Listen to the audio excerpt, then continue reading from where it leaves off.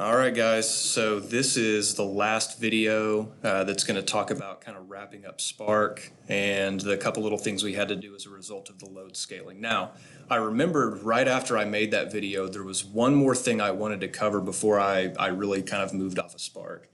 And it's a discussion around what happens with a stick shift car between shifts and how do we keep ourselves from having some issues. And this log that we have here, this is just a little NA combo I had a while back. Not what I'm running anymore. This isn't boosted, but there's something interesting that this log will show you, and I'm going to talk about a problem I discovered on my most recent turbo build. So this log that we're looking at across the top here, this is our throttle position. So basically what you're seeing here is we're running up through first gear.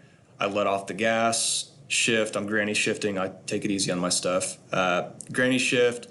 Pin it to the floor all the way through second, granny shift, pin it through third, quick granny shift, and there we are through fourth. Now, so top line is throttle, just so you can kind of get a feel for where the shifts are. The blue line is my RPM, so you can see they go up, I shift, they drop back down. This is an important topic we're going to cover later, is what these shift points look like. This is going to be key to figuring out what we're going to talk about. We have the yellow line, which is my timing. And in this case, this is actually a pretty flat line model. This was with some old cast iron RHS heads. They did not like much timing. So the parts right here where it's all flat is 27 degrees. I dynoed it, didn't want any more, any less. That was it. So be it. But you see that, and then you can see the load on the white line down here at the bottom, which, as we talked about, in a naturally aspirated system goes up. And when you hit peak torque, which in this case was around 4,600 RPMs, you can see the top of it, and then it drops off after that. Now, what I want to show you and have you pay attention, though, is what happens if you're not, doing shifting where you're just staying in the throttle the whole time. Well, you granny shift, here's what happens. Throttle goes down, your load plummets almost to nothing, and as a result of that, your spark generally increases, because if you remember in most of our timing tables, spark in the lower loads is going to be much higher than it is at the higher loads. And you've pulled a bunch in boost, so you're probably only running 16 to 20 degrees total when you're in full boost, which is really where you're going to be right before you shift. But then when you let out the gas for just a quick second to do your shift, load will plummet from wherever you were, 140, 150, 160, whatever it was, back to almost nothing. And that's going to have a spike in timing. So in this case, even though my tune's pretty much flattened out all the way for 27 degrees and it's super crisp, right here it jumps up to 31 degrees. Now, this combo, naturally aspirated, this isn't really a problem, but imagine if you jumped up all the way to 31 or 32 degrees when you're really only trying to have about 16 or 17. This is how you pop head gaskets. And this is what happened to me. Now, it wasn't because of the tune necessarily, but it was because I had a malfunction in my distributor. I guess somehow or another, from having the distributor over in the corner of the garage for a few months during the turbo build and not having a cap on it, I was doing a lot of metal work as I fabbed up some brackets and a few other things, and I'm guessing that maybe some tiny little bits of metal made it into the distributor. But what ended up happening is the first time I made a pull with the turbo, got up to the top of the gear and it fell on its face. It popped really, really hard when I got to about, 3,300 RPMs. And I'm sitting there thinking, what in the world just happened?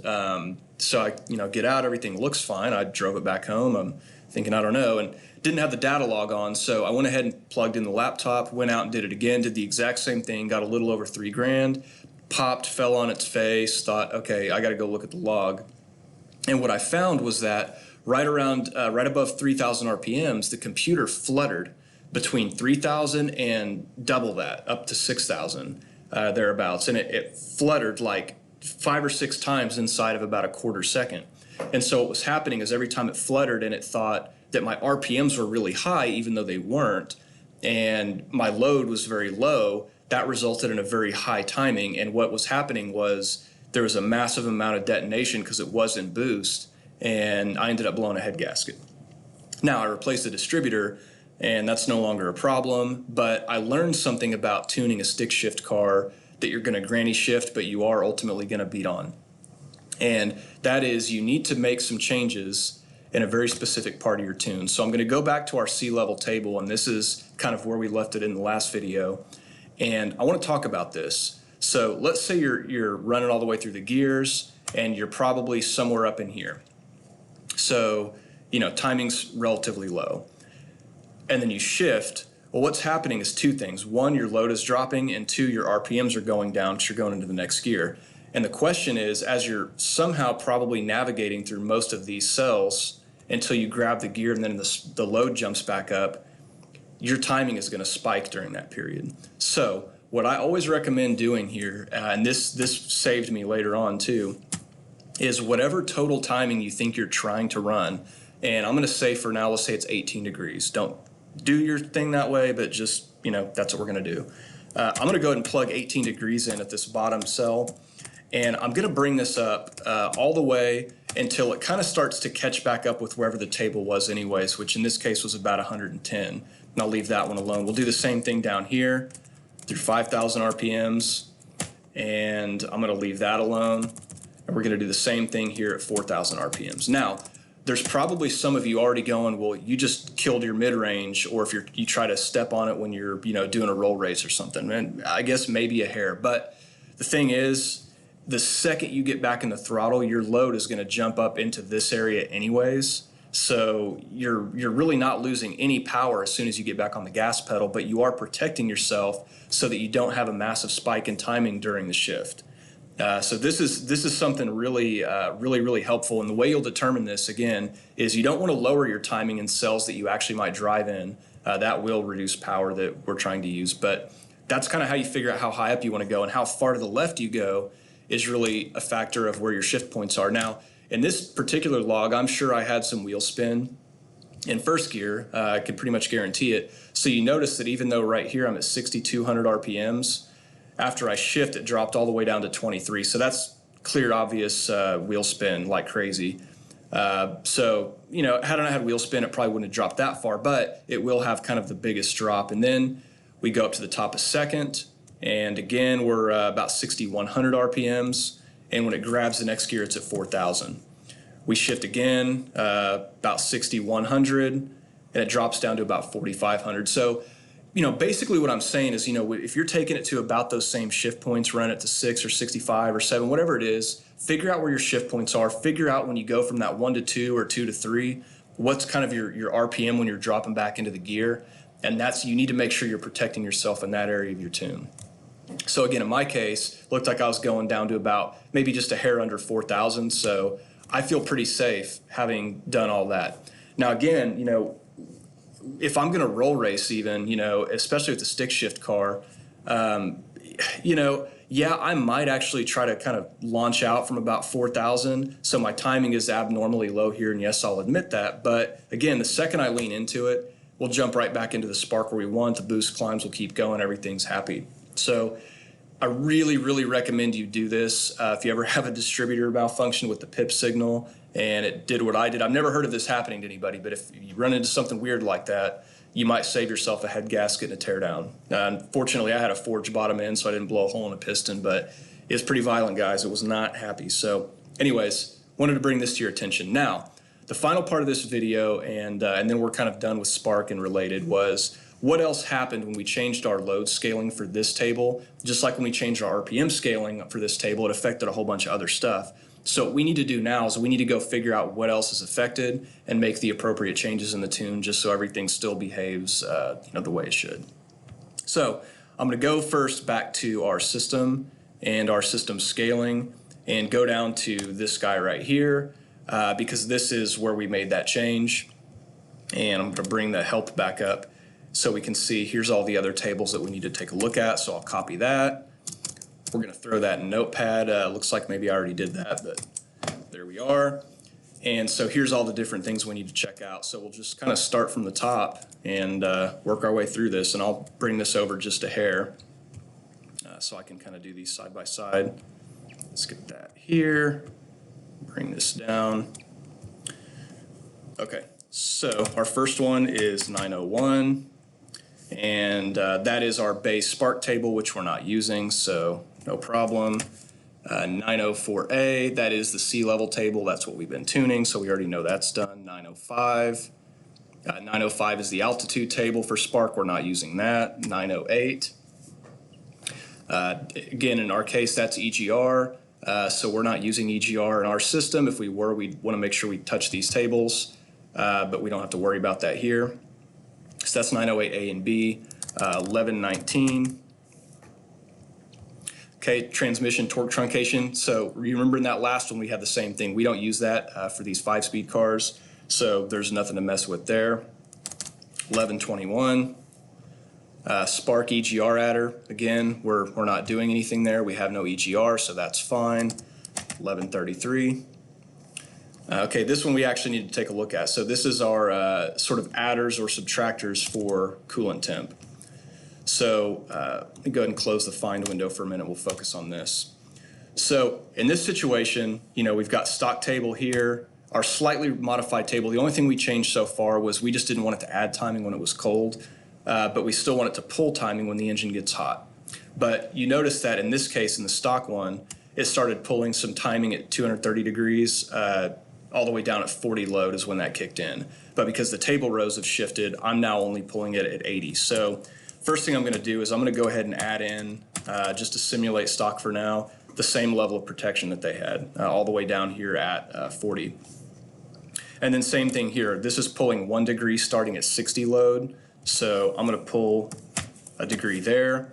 And then they're pulling 2 degrees by 75. So my 80 row is pretty close. So we'll do -2 there and copy it up. Now, that gets us this far, but the truth is, now that we're boosting and we're getting way more into it, we might even want to consider getting more aggressive with this this very top area up here, because if we're running well above 210, even during a short boosted pull, but well above 210 and peak load, it's just not good. So I might even go something like -6, -5, just give it a little bit more on that top end, a little bit more protection.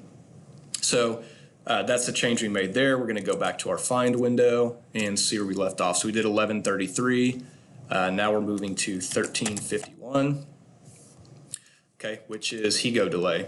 So this is, I don't think we really talked about this in the last video because we wouldn't have had a reason to, I suppose, but this is your oxygen sensors. So basically what's happening is, your oxygen sensor's job is to measure the amount of air, essentially, in your system after combustion's occurred. So it's constantly making adjustments, and when you're doing closed loop fueling, it's reading the sensor, making an adjustment, reading the sensor, making an adjustment. And from the time that the combustion occurs to the time that that gas makes its way through your primaries and your headers down to your collector and then hits the oxygen sensor, there's some period of time that goes by. So what a lot of guys do in this table is when they switch to long tube headers or even kind of a mid-length header, they might have to increase some of these numbers. Now, when your RPMs in your load are higher, things are moving pretty quickly, so probably not much to deal with up here. But down in these lower cells, when you're just sitting at idle or maybe just off idle and just kind of cruising along, so kind of all through here, with long tubes, you might want to raise these up some. Nothing crazy, but you might want to do something like move it to 12, 13, 14, 15. Anyways, we don't have to mess with it right now. That's another video. But you do want to pay attention to the fact that our scale has totally changed. Now, the factory sets this all to 10, so for right now we don't have to do anything, but just keep in mind if you are working with a different strategy that maybe isn't all 10s, the same kind of logic still applies there. Okay, so that was 1351. We're going to look at 1352. Okay, HEGO amplitude. So this one, again, factory tune, it's all the same, so we don't have to worry about it, but this is sort of saying that when you have that adjustment cycle, so basically your system's constantly monitoring what it thinks is the air to fuel ratio based on your O2 sensors, and it swings up above your stoic and then swings down below it, and it's kind of a wave pattern that'll go up and down. This ramp is really talking about, or this amplitude is talking about how far should it be rising above and below your 14.6 in this case for where you have your idle at. So when you increase this, it has to jump through a higher amount of area. And the problem with this is that, especially when you start to get into lumpy cams and some other things, these swings can be so drastic that it actually has an impact on the car at idle, And so things can tend to swing around, or even when you're just cruising, steady state cruising at very low loads, kind of holding down a speed at 45, 50 miles an hour. Those lean and rich swings that you encounter can actually feel maybe not like a stumble, but it's something that you kind of notice a little bit of sensation. So if these swing out too far, you can lower these numbers and maybe stabilize things a little bit. If your idle starts really swinging, granted, it's probably for other reasons like your fuel just being way off or your idle air valve being off. That's going to be our next video. That's how to tune idle. But, when you start to deal with that kind of stuff, you might need to come in here and mess with these numbers a little bit. So anyways, we leave it alone. Everything was flat, so nothing to worry about there. Okay, next thing, 1353. So 1353 is a bias, and we're going to look at this, and the system that we're in actually shows it to us two ways. So I'm going to go down to this view because this is something that we can have an easier conversation with. So this is a bias. So remember, our stoic in this tune is set to 14.64 for pump gas with no ethanol. That might be different if you're running 10 or 15%, but whatever that stoic is, that's set elsewhere. We know where we are. So the computer's job is, when it's in that closed loop, it's trying to basically just get to that point.